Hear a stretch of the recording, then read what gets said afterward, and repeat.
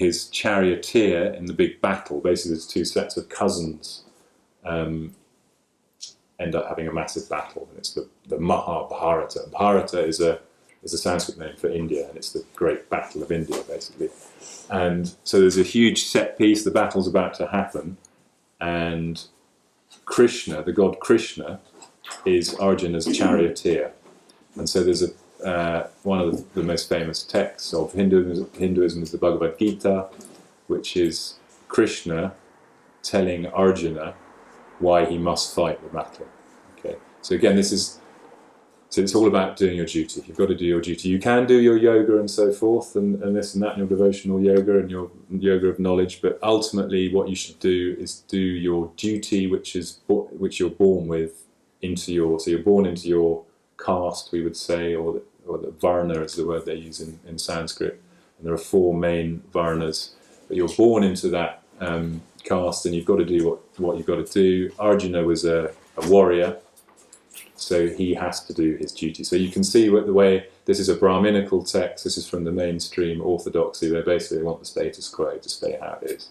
They don't want. Again, you've got to sort of see this against the backdrop of people renouncing this mainstream religion and going off to the forest to do yoga and so forth.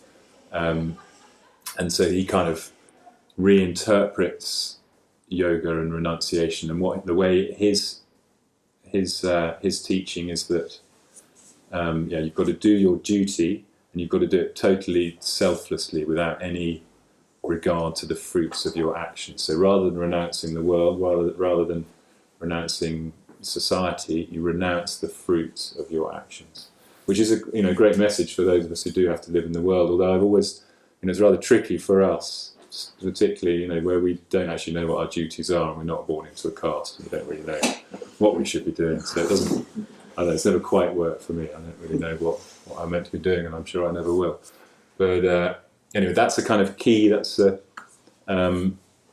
most famous bit of the Mahabharata, and he talks about yoga quite a lot. And he does, he says meditating is great and so forth, but the main message is to get on with doing your caste-born duty. He does actually also explicitly scorn people doing hard physical practices as part of their spiritual methods.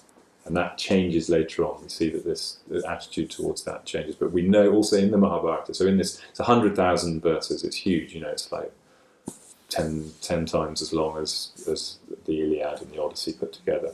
But there are a few references to these sages doing things and meditating and also doing certain physical practices. But again, all we can tell from that is that they were kind of holding difficult postures for long periods of time. We don't know exactly. Some of them we know they were standing up, or they would stand on one leg for days or months or years on end, or hold their arms up in the air and so forth. But it's never dwelt upon. No one's explaining what's going on. These are the kind of fringe, crazy guys on the edges of society. And Krishna is explicitly saying, you don't want to be one of them. You've got to hang around and do your duty.